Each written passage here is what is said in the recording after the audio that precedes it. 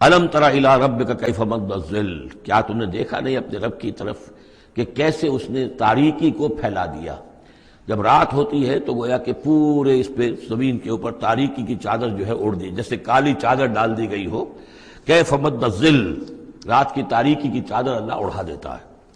وَلَوْ شَاءَ لَجَعَلَهُ سَاكِنًا، اگر اللہ چاہتا تو پھر اسی رات کو مستقل کر دیتا، یہ رات کھڑی رہتی ہے، کبھی دن نہ آتا۔ یہ اس سے پہلے سورہ قصص میں آیت آ چکی ہے، قصص میں آئے گی۔ قُلْ أَرَأَيْتُمْ إِنْ جَعَلَ اللَّهُ عَلَيْكُمُ اللَّيْلَ سَرْمَدًا إِلَىٰ يَوْمِ الْقِيَامَةِ مَنْ إِلَٰهٌ غَيْرُ اللَّهِ يَأْتِيكُم بِضِيَاءٍ۔ ویسے اس سے پہلے یہ مضمون آ چکا ہے کہ اللہ تعالیٰ جو ہے اگر مستقل طور پر دن کر دے تو کون رات لائے گا، اور مستقل طور پر رات کر دے تو کون دن لائے گا۔ تو اگر یہ رات قائم رہتی، اللہ چاہتا تو اس قائم رات ہی رہتی۔ ثم جعلنا الشمس علیہ دلیلا، پھر ہم سورج کو جب روشن کرتے ہیں، سورج جو تو اس سے یہ ہے کہ رہنمائی ملتی ہے، پھر اس سے معلوم ہوتا وہ یہ روشنی ہے اور وہ تاریکی تھی۔